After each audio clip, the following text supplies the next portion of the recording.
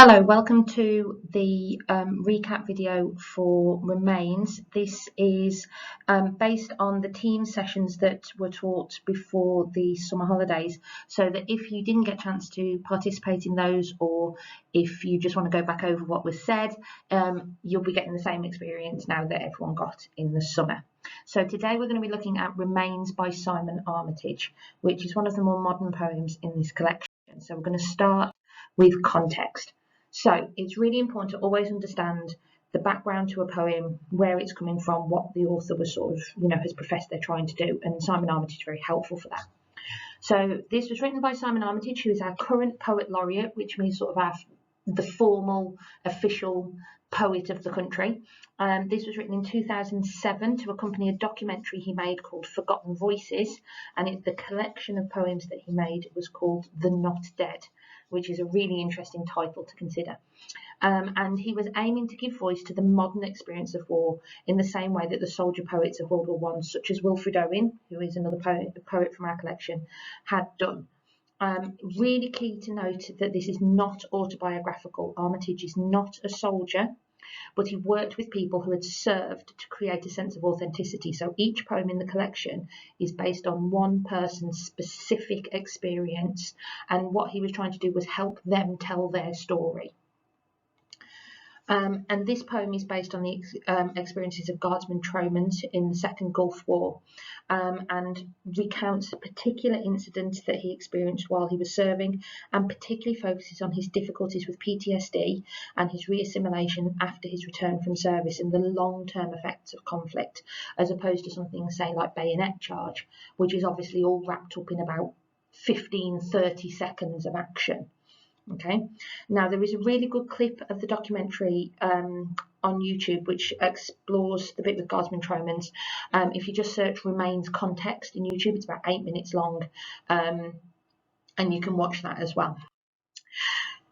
So this is an extract from an article Armitage wrote called Battlefield Salvos, which again is available online in full, but this is sort of the relevant bit. So Rob, who is Guardsman Tromans, this is based on, was part of an attack on a bank in which an Iraqi man was shot as it burst through the doors. Rob doesn't say if he fired the fatal round, but in the days that followed the incident on patrol, he had to walk across the dead man's blood shadow on several occasions. Like many servicemen, being a soldier had been Rob's dream from boyhood. To this day, he's patriotic, nationalistic even. But the only Albion he'll fight for now is his beloved West Brom. As he says in the film, he was fully prepared for battle, but not prepared in any way, shape or form for coming home. Since leaving Iraq, his life has followed an all too familiar pattern of nightmares, alcoholism, heavy drug use, homelessness and violence. He feels damaged and helpless, but most of all he feels forgotten or ignored.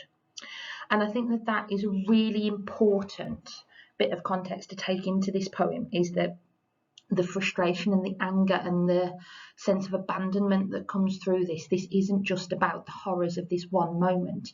It's about what it does, and then the idea that there is no help, there's no normality to return to, because what is normal has been so fundamentally changed. And I think the voice in this poem is particularly important, because obviously what comes through is a very clear personal voice which Armitage has adopted. But again, if you go and watch the clip from the documentary, you'll see that it does actually have that feel of that particular soldier's voice coming through. So as we go through this, some of the big ideas we're going to look at are sort of the reality of conflict. This is for purposes of helping you to draw some comparisons. So think about which other poems show reality of conflict.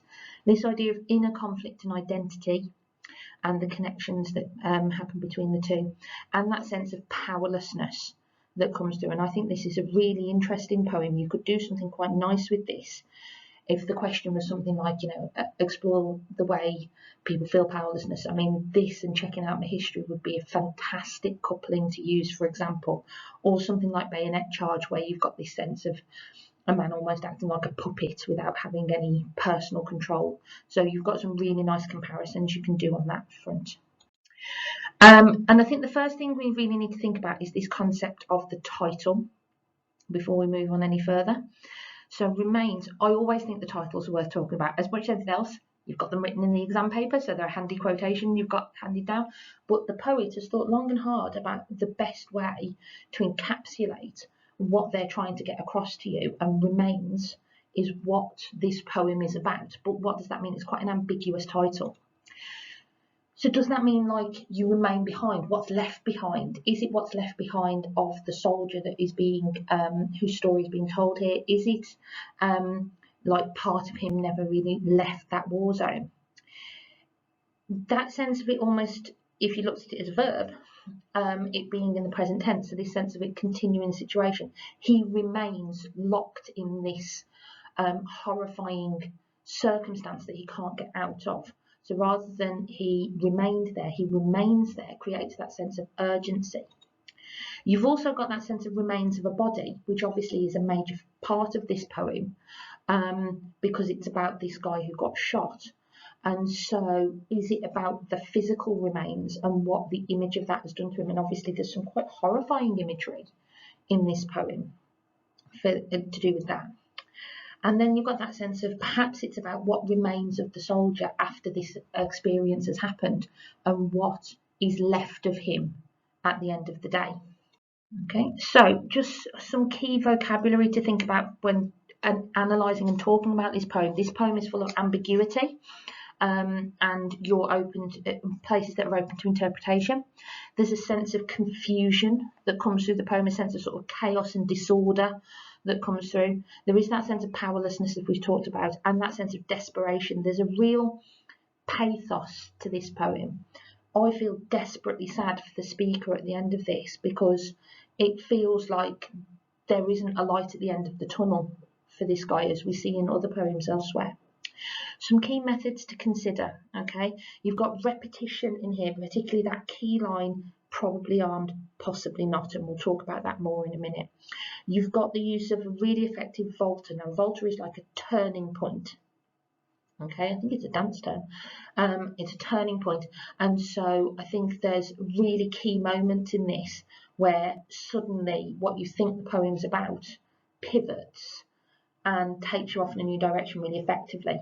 You've got the use of colloquialisms, so like chatty informal language, to create that sense of a real person speaking, and gives it that sense of authenticity to what's going on. It feels real. And that feeds into the use of voice, so the creation of this personal voice coming through that, remember, isn't Armitage's voice. You need, when you write about this poem, to distinguish between what the voice in the poem is saying and what Armitage might be trying to therefore convey. Just like when you're talking about My Last Duchess, Browning isn't the speaker of that poem. The Duke is the speaker of that poem. In this poem, Armitage is the poet. There is a voice in the poem that he has created. He's created a character.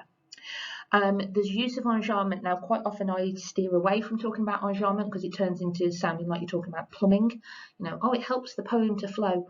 But here you've got some really powerful use of enjambment, which we'll talk about. And the very violent, often metaphorical imagery here, which can be really quite shocking at times.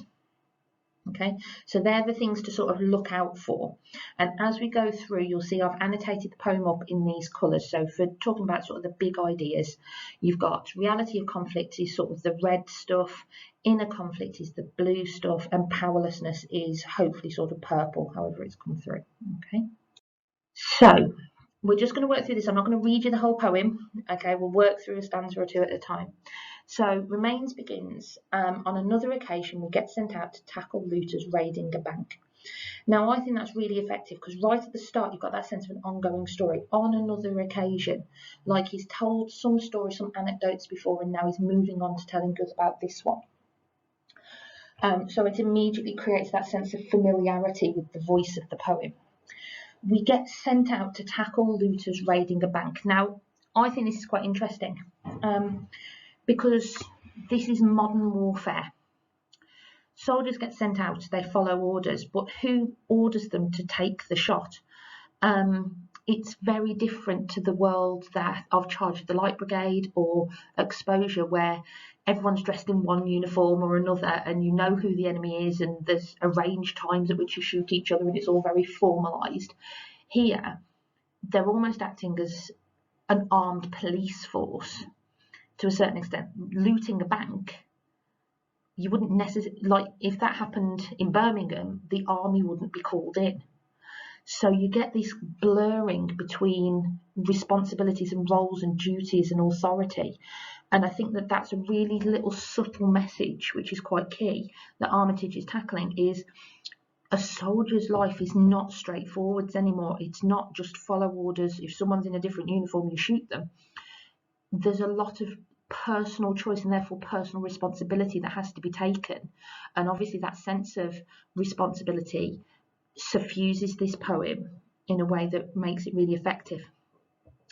Because if I was listing what I would think of the jobs of soldiers to be, tackling someone, a bank robber, would not be high on that list. So we've got that sense of ambiguity coming through right from the start. And one of them legs it up the road, probably armed, possibly not. So again, you've got phrases like legs it, gives it that sense of, a real person telling this story. This line, probably armed, possibly not, is probably one of the key quotations to learn for this poem. And you must get those P words in the right order. It really makes a difference to the meaning of the poem. So probably armed, possibly not.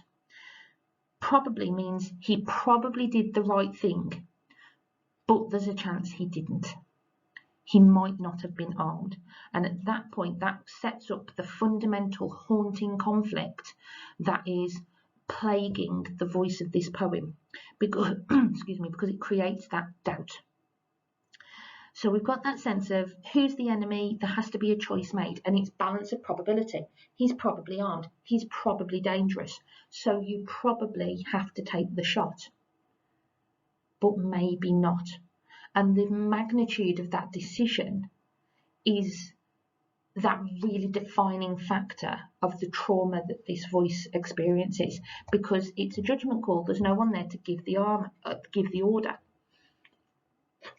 So it then moves on to, well, myself and somebody else, all very vague, not identified, creates that anonymity, but also distributes the blame throughout them. So maybe he's going, well, it wasn't just me who thought he was dangerous. 2 other people at least also thought he was probably armed, and probably the best thing to do was to shoot him. But again, it has that sense of the voice trying to make himself feel better, but it's a bit hollow. It doesn't feel like it's working, as we see later in the poem. So, well, myself and somebody else are all of the same mind. So all 3 of us open fire. So there's a very matter-of-fact way of stating that. They just open fire, very simple. 3 of a kind, all letting fly.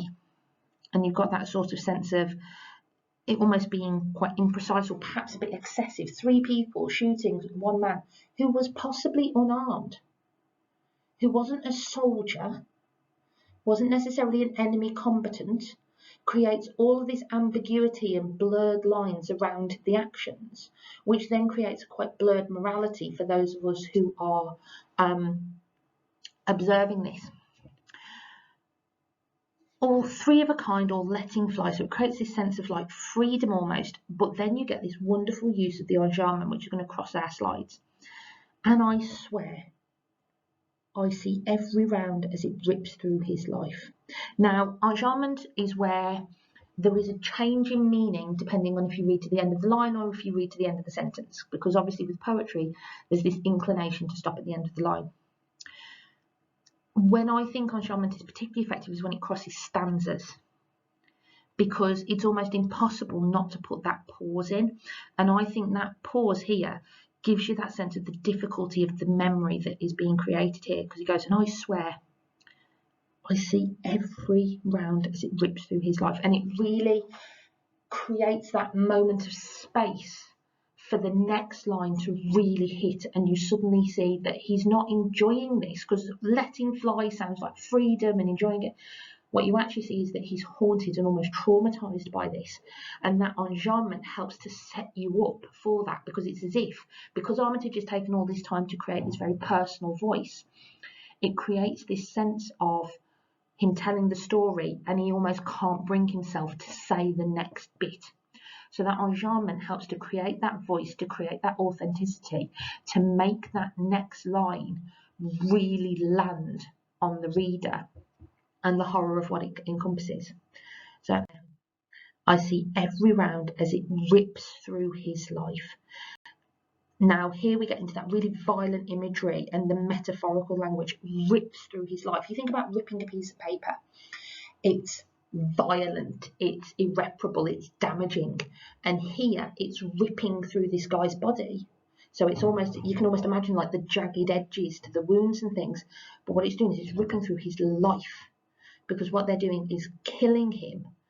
And it's not a single shot, it's not quick, it's not painless. And that little metaphorical phrase there, it rips through his life, really helps to get home to us the horror of this moment and the brutality of this moment, that this voice that we are being asked to sympathise with perpetrated. So then we're starting to look at the positions that these soldiers have been put in, and no wonder that there is long-lasting damage when this is the sort of thing that they are involved in.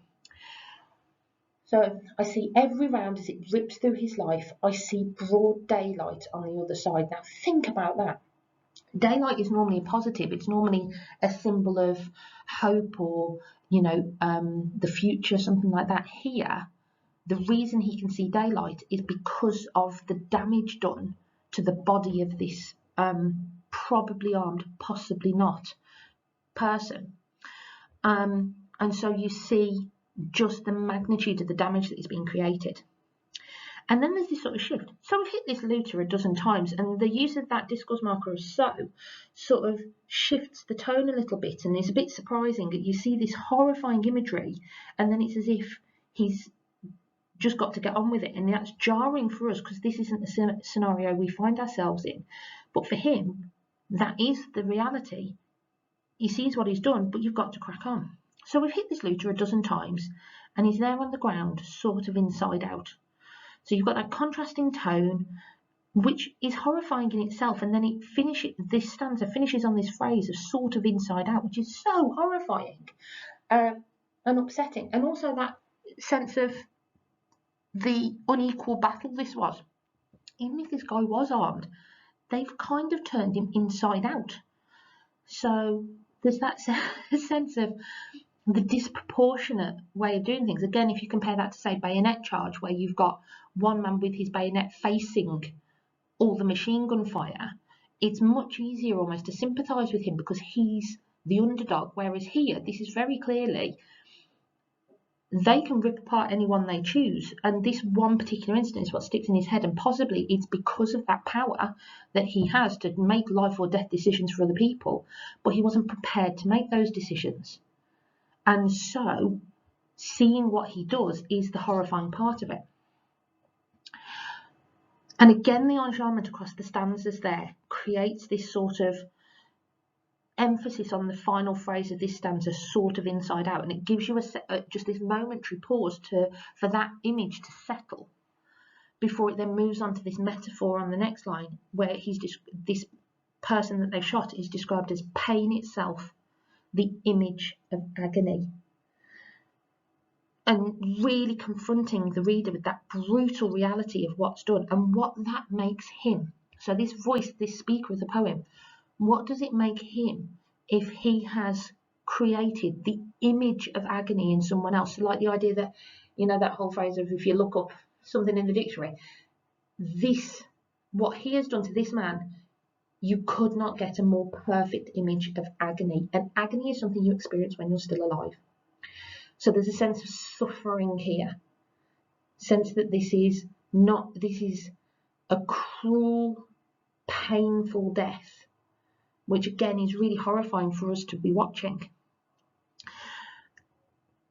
And again, that shift in tone. One of my mates goes by and tosses his guts back into his body. Then he's carted off in the back of the lorry.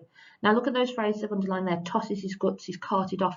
There's a real sense of a lack of respect there. When you consider how we normally respect our dead and the funeral processions and the way the bodies are treated, it again creates that contrast and forces the reader to confront the reality that these soldiers live in compared to the nice, comfortable existence we have, where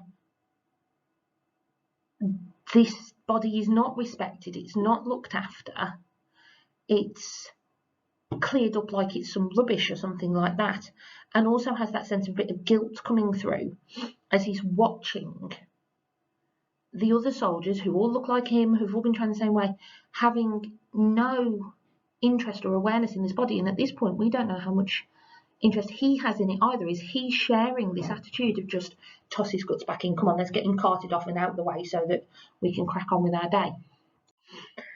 Now, this is where I would argue the Volta comes this turning point, because he's told the story, he's told the anecdote, and you get this incredible sentence, which I love. End of story, except not really.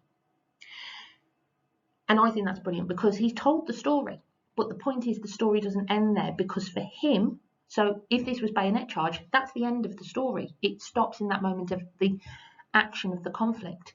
Whereas here, what we have is this poem is actually about the long-term effects. It's about the conflict that's not necessarily the conflict between countries that this voice was participating in.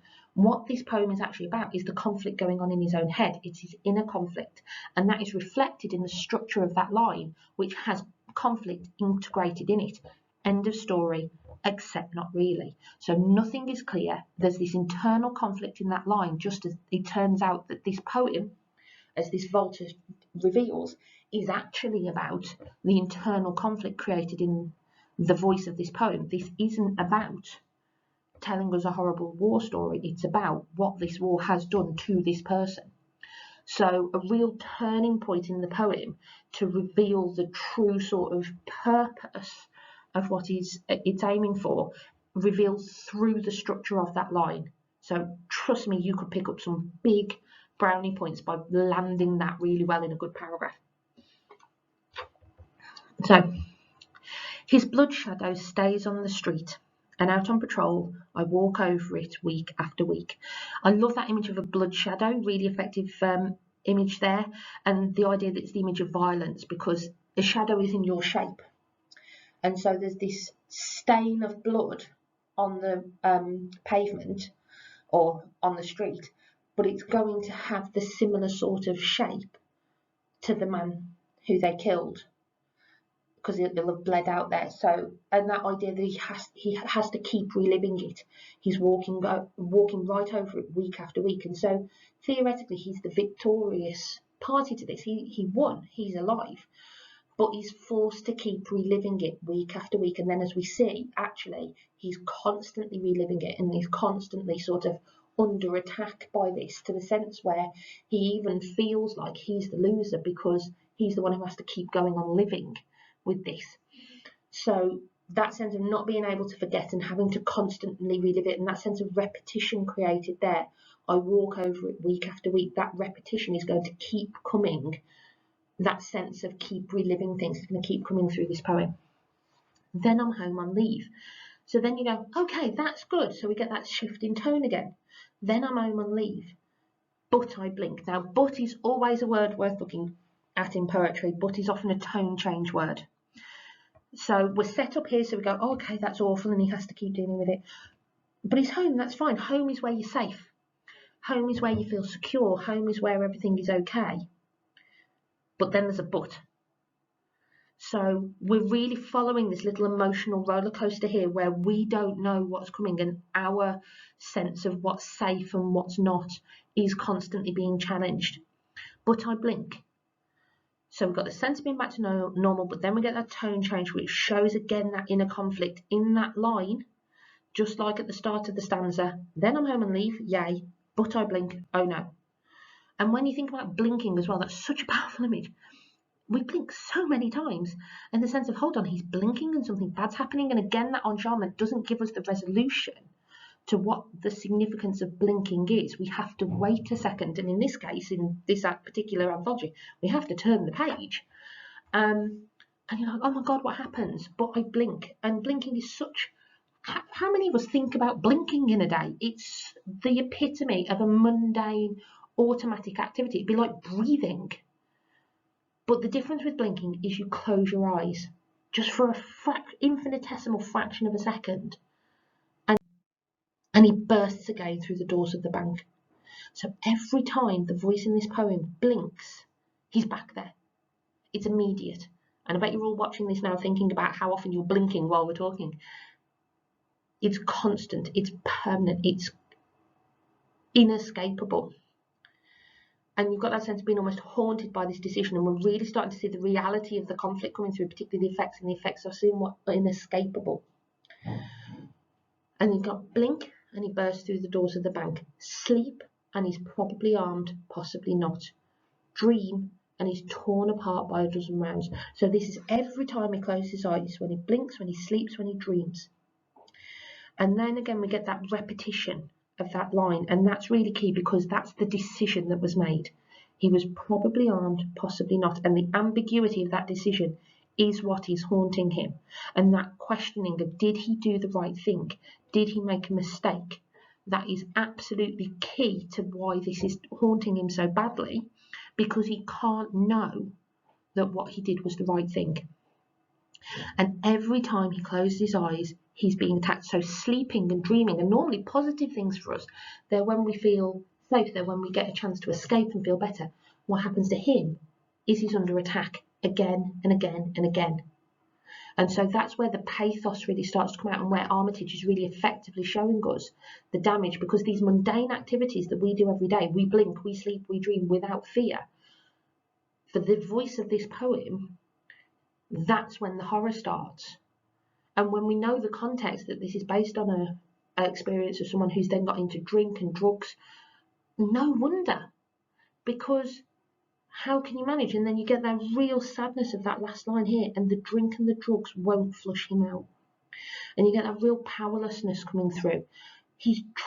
There is no help, there's no support, so he turns to substances, but they don't work either.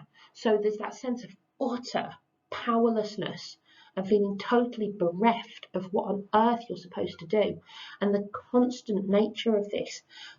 And it's heartbreaking, and I think that that's really powerful, because it goes from, inarguably, this is a morally dicey thing that happened, and then you see the impact, and you're like, well, he signed up to serve his country, you know, all the propaganda and things like that we've talked about.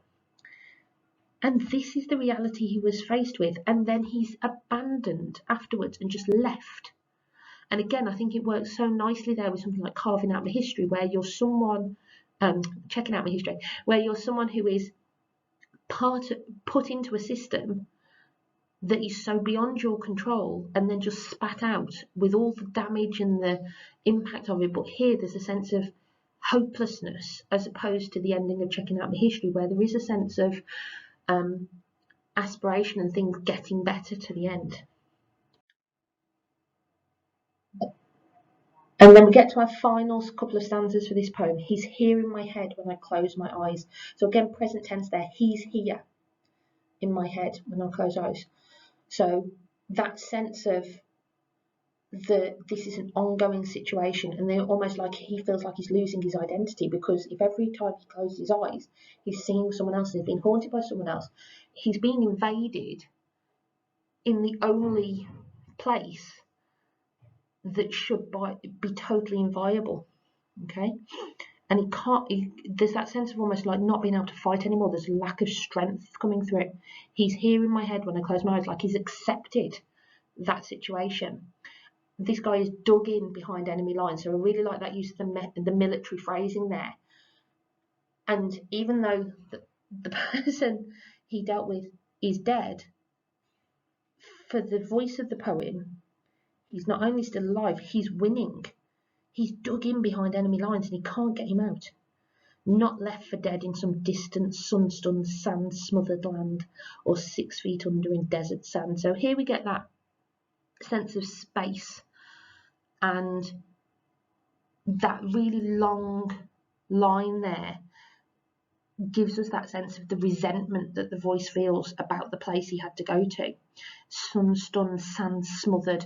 You've got all those S's that are like hissing out this sort of real anger and violence, and the sense of frustration and the dislike of it. You know, those negative words are stunned and smothered. And then we talk about, or 6 feet under in desert sand. He's going, no, he's not. He's not been left for dead. He's not buried. He's still alive, and he's in my head, and I can't get him out. And then you get that break in the structure, because up to this point, they've all been these quatrains, these 4-line stanzas, and we end just on this 2-line, much shorter stanza. Okay, but near to the knuckle, here and now, his bloody life in my bloody hands. And again, that final line is really worth thinking about. Final lines are often worth thinking about because it's the last thing the poet wants to say to you. It's the sort of the goodbye to the poem and the key idea that they want you to take away.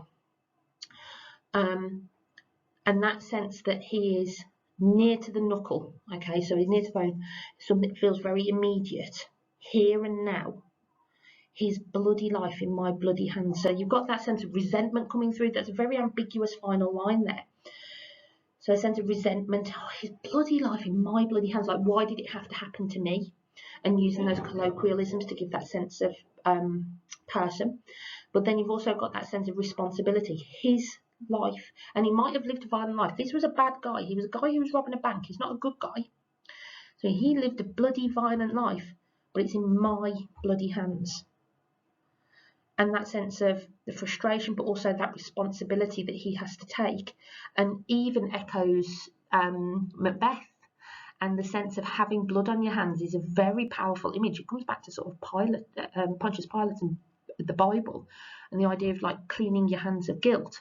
Well, here, his hands are still bloody. He still has the blood of this man on his hands, metaphorically, and it's something he cannot change. He can't get rid of that. That's just a fact he has to live with.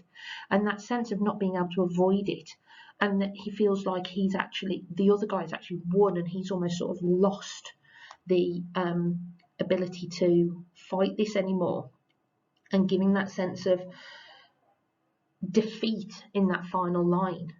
So I think that final line, that bit that Armitage wants us to walk away with, his bloody life in my bloody hands, the ambiguity of it, so the way you can interpret the different meanings of that are really powerful for you.